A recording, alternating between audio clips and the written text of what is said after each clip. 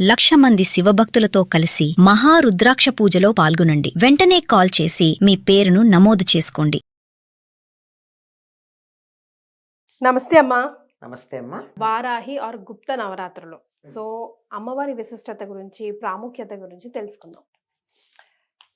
అమ్మా, భండాసుర వధకు లలితా పరమేశ్వరి బయలుదేరి వెళ్ళినప్పుడు ఆ సందర్భంలో ఆవిడ యొక్క ఇచ్ఛా జ్ఞాన క్రియాశక్తులు ఏవైతే ఉన్నాయో అవి మూడుగా వ్యక్తమైనవి.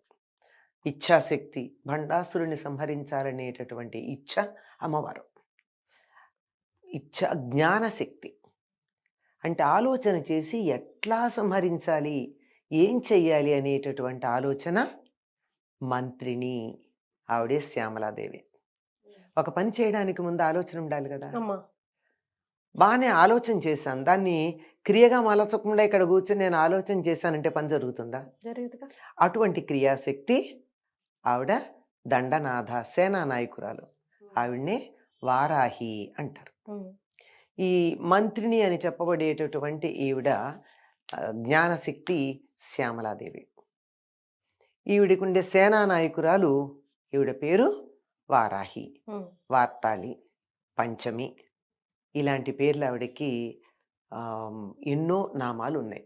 12 నామాలు ఉన్నాయి వారాహి అమ్మవారికి. ఈ వారాహి దండనాథ, ఆవిడ పేర్లలో ఇదొకటి దండనాథ. దండనాథులు అంటే ఏమిటి? దండం చేత్తో పట్టుకున్నాడు. దండం చేత్తో పట్టుకున్నారంటే అర్థం ఏమిటి? దండం దశగుణం భవేత్. దండం అన్నది 10 గుణాలని తీసుకొచ్చి పెడుతుంది. అంటే చేత్తోనే కర్రబుచ్చుకుంటే అప్పటిదాకా ఉన్న వేషాలన్నీ పోయి నీ మాట వింటాను అంటారు చిన్నపిల్లలైనా. చేతిలో బెత్తం ఉంటే చాలు కదా. దీనికి సంకేతంగానే మనం గనక గమనించినట్టయితే ఈ పోలీసులకి వాళ్ళందరికీ కూడా చేతిలో కర్ర ఉంటుంది, లాఠీలు ఉంటాయి. లాఠీతో కొడతారా అంటే మామూలుగా వీళ్ళు కొట్టచ్చు, చిన్న స్థాయిలో ఉన్నటువంటి వాళ్ళు. కానీ అధికారులు కూడా చేతిలో కర్ర పుచ్చుకుంటారు. ఇప్పుడు ఆ కర్ర వాడినట్టు ఉండదే, చాలా అందంగా, అలంకారంగా, షైనీగా, బ్రహ్మాండంగా ఉంటుంది. అది సంకేతం. అధికారాన్ని చలాయించటానికి సంకేతం దండం. అందుకే రాజదండం. మనం రాజదండం గురించి కూడా 2 ఏళ్ల క్రితం బాగా మాట్లాడుకున్నాం కదా. ఈ రాజదండం అన్నది, రాజు అన్నవాడు నేను దండిస్తాను అని చెబుతూ ఉంటే తప్ప ప్రజలు చాలా మంది మాట వినరు. అవును కదా. కొంతమంది మామూలుగా వింటారు మర్యాదగా చెప్తే, లేనప్పుడు దండం కావాలి.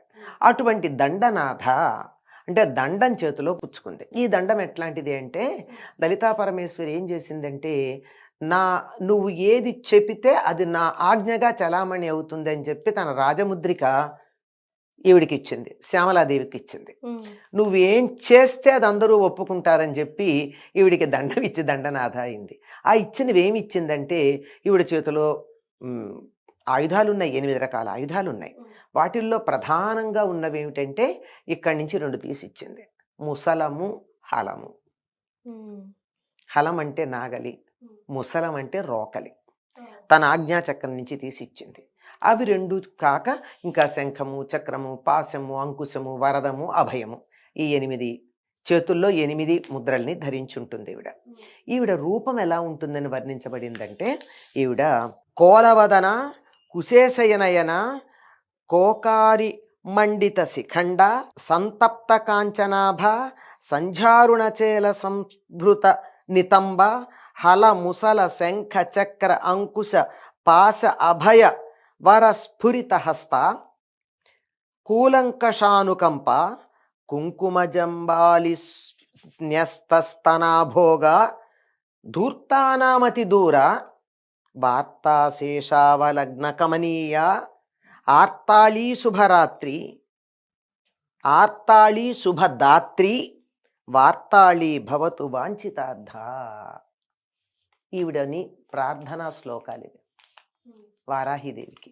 ఎలా ఉంటుందంటే, కోలవదన, కోలము అంటే వరాహము. వరాహం అంటే తెలుసు కదా.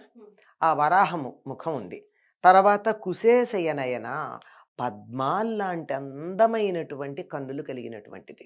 పైగా ఇంకొక చోట వర్ణిస్తారు, 1000 రేకులున్న పద్మంలో నిరంతరం అలా విహారం చేసేది అని ఆవిడని.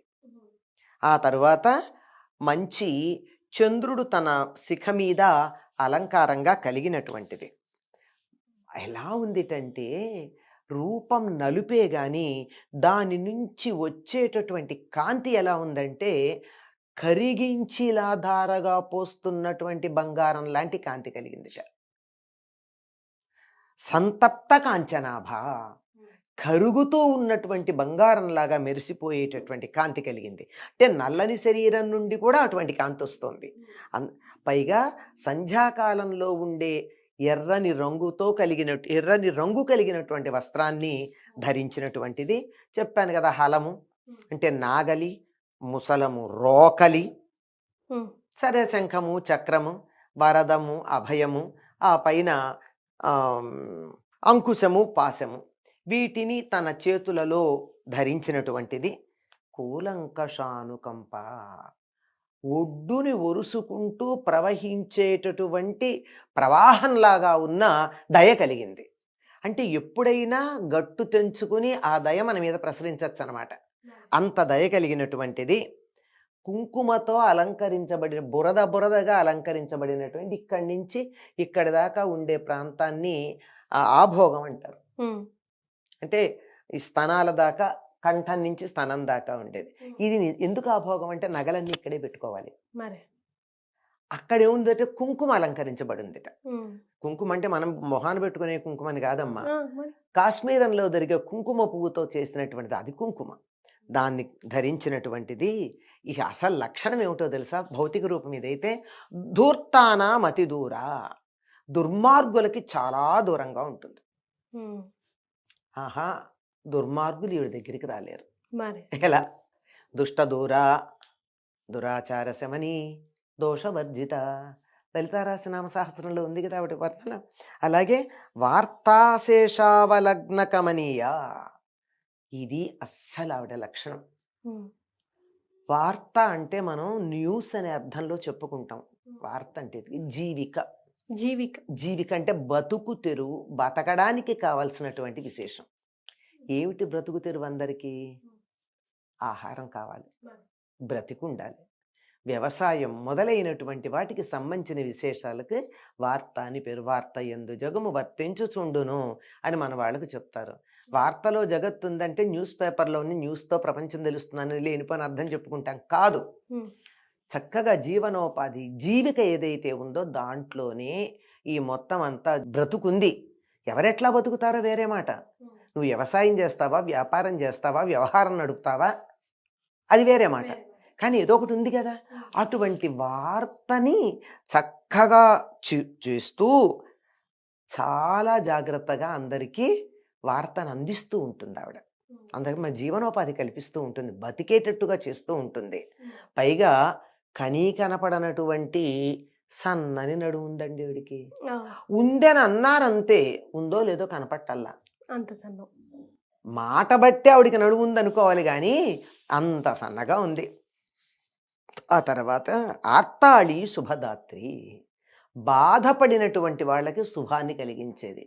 ఎవరైనా నాకు కష్టం ఉందమ్మా అంటే వెంటనే శుభాన్ని కలిగిస్తుంది. వార్తాళి, ఆవిడకున్న మరో పేరేమిటి? వార్తాళి. ఆవిడకున్న పేర్లలో ఒకటి వార్తాళి. ఆ వార్తాళి మాకందరికీ శుభమును కలిగించు అని అడిగా. ఇది అమ్మవారికి సంబంధించిన, వారాహీదేవికి సంబంధించిన స్తుతి. దీన్ని బట్టి అర్థం చేసుకోవాల్సిన విషయం ఏమిటంటే దుష్టులను దూరం చేస్తుంది, శుభాలను కలిగిస్తుంది, మనకు ఆహారాన్ని కలిగిస్తుంది. ఈవిడ ఇంద్రియాల మీద ఆధిపత్యం కలిగింది. ఇంద్రియాలు చక్కగా పనిచేయాలి అంటే శరీరానికి పుష్టి ఉండాలి. శరీరానికి అంటే అన్నం తినకపోతే కళ్ళు బయర్లు కంపుతాయా లేదా? మాట వినపట్టలేదండి, చెవులు గళ్ళు పడుతున్నాయండి, నోరు ఎండిపోతుందండి అంటాం. అట్లా లేకుండా ఉండాలంటే ఏం కావాలి? తుష్టిగా ఉండాలి. ఆ తుష్టికి కావలసినటువంటిది, శరీరం పుష్టిగా ఉండాలి అంటే దానికి కావలసినటువంటి పనులు చేయడానికి అమ్మవారు కారణం. అందుకని ఆవిడ చేతిలో ఉన్నట్టు ఒక ఆయుధం నాగలి. నాగలితో భూమిని దున్నితే పంట పండితే వచ్చినటువంటి దాన్ని రోకలితో దంచి బియ్యం చేసుకుంటే మనకు ఆహారం వస్తుంది. అప్పుడు నీకు భయం లేదు అంటుంది. అప్పుడు నీకు కావలసిన వరాలు ఇస్తానంటుంది. పైగా ఈవిడ ఇంకోటి ఏమిటంటే భూమికి ప్రతీకగా ఎందుకు చెప్తారు అంటే వరాహం ఎప్పుడూ భూమిని చొచ్చుకుపోతూ ఉంటుంది. భూమి లోపలికి వెళ్ళిపోతూ ఉంటుంది, ఇలా తవ్వుకుంటూ తవ్వుకుంటూ తవ్వుకుంటూ వెళుతూ ఉంటుంది. కనుక భూమి మనకు కావాలి అంటే తప్పనిసరిగా వారాహి మనకు అవసరం.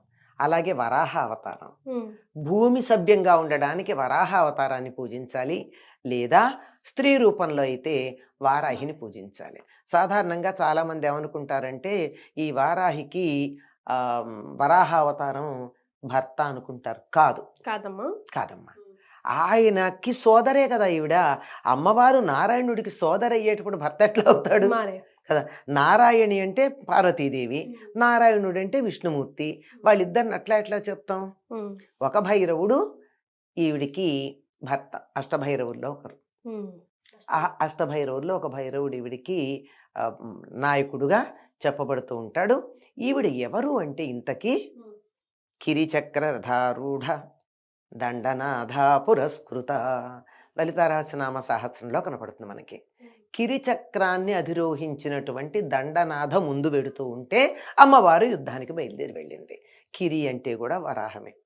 వరాహాలు అనేటటువంటి చక్రాలు కలిగినటువంటి రథాన్ని అధిరోహించినటువంటి దండనాథ సేనానాయకురాలు ఈవిడ. సేనానాయకురాలు ముందు నడుస్తూ ఉంటుంది. ఆవిడ వల్ల అలా ముందుకు వెళ్ళినట్టయితే విశుక్ర ప్రాణహరణ వారాహి వీర్యనందిత, విశుక్రుడి చేత సంహరించబడినటువంటి వారాహి యొక్క పరాక్రమాన్ని చూసి సంతోషించింది అమ్మవారు. ఈ విశుక్రుడెవరు? భండాసురుడికి ఇద్దరు సోదరులు ఉన్నారు. ఒకడి పేరు విషంగుడు, ఒకటి పేరు విశుక్రుడు. విషంగుడు అంటే చెడ్డ స్నేహాలు చేయించేవాడు. విశుక్రుడు అంటే చెడ్డ స్నేహాలు ఆడవాళ్ళు మగవాళ్ళు కాకుండా మగవాళ్లతో ఆడవాళ్ల స్నేహాలు చేయించి శుక్రధాతువుని వ్యర్థం చేయించేవాడు విశుక్రుడు. శుక్రధాతువు ముందు వ్యర్థమైతే ఏం జరుగుతుందో తెలుసా అమ్మా? వివాహానికి ముందు సంతానం బలహీనంగా కలుగుతుంది.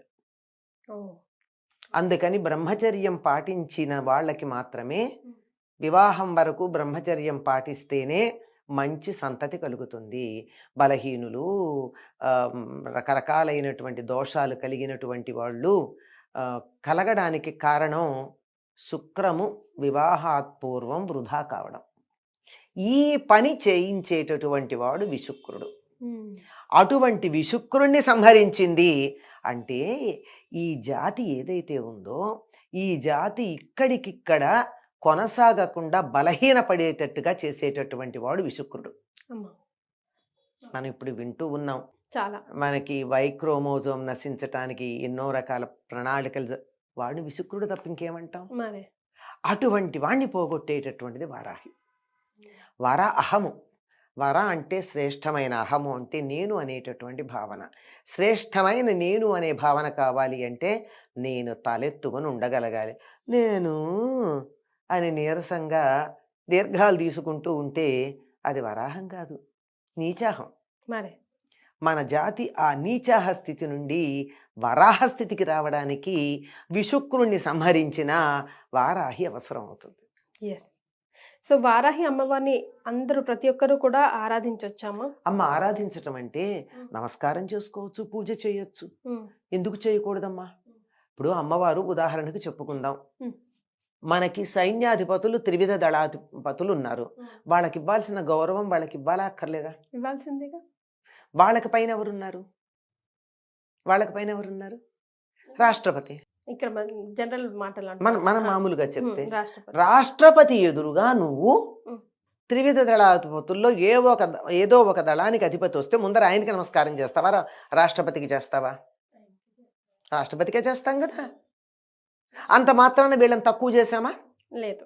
వీళ్ళకి ఇవ్వాల్సిన గౌరవం, వీళ్ళకి ఇవ్వాల్సిన మర్యాద, వీళ్ళకి ఇవ్వవలసిన పొజిషను ఎట్లా ఇవ్వాలి, ప్రధానం అక్కడ.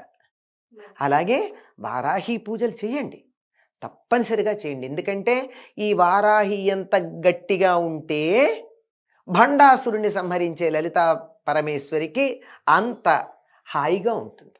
ఎందుకంటే ఆవిడ పని కొంత తగ్గుతుంది కనుక. పైగా పని తగ్గడం కాదు, ఎదుర్కొనడానికి కూడా ఢీ అంటే ఢీ అనడానికి తగిన స్థాయి వాళ్ళు ఉండాలి కదా.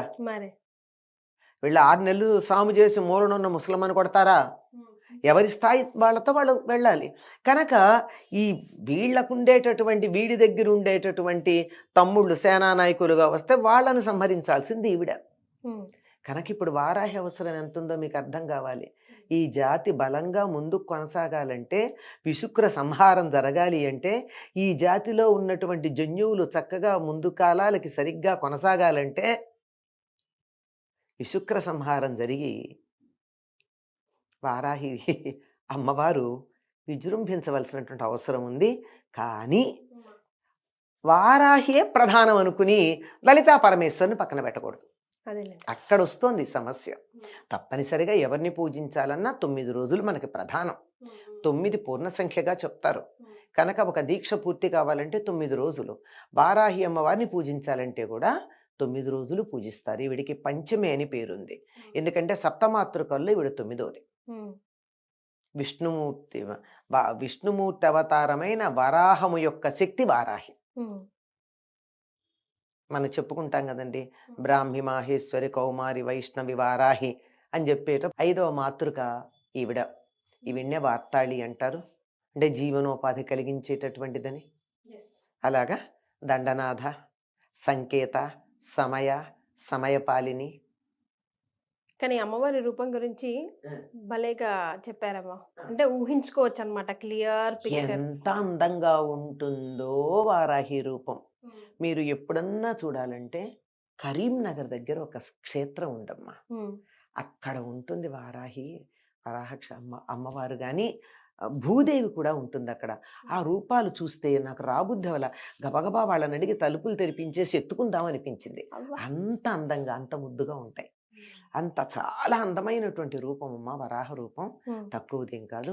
కాకపోతే ఈ వారాహి కొంచెం భయంకరంగా ఉంటుంది అని ఒక లోకంలో ప్రథ ఉంది.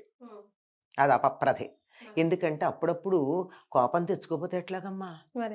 పిల్లవాడి మీదకి ఏ కుక్కో వస్తోంది, తల్లి ఆయ్ అని కుక్కను అరుస్తుంది. పిల్లవాడిని కాదు కదా, ఆవిడ అక్కడ రౌద్రంగా ఉంటేనేగా వీడికి రక్షణ. కనుక అలా ఉంటుంది. కాకపోతే నిరంతరం ఆ విధంగా ఉండే రౌద్ర రూపంలో ఉన్న అమ్మవారిని మాత్రం నిరంతరం ఆరాధించకూడదు. ఎందుకంటే దేన్ని ఆరాధిస్తే ఆ రూపం మనకు వస్తుంది కనుక మనం కూడా అందరి మీద అలా కోపం తెచ్చుకుంటామేమో. అందువల్ల ఆ సమయంలో మనం ఆరాధించవచ్చు. అంతవరకు. చాలా సంతోషం అమ్మా, ధన్యవాదాలు. నమస్తే.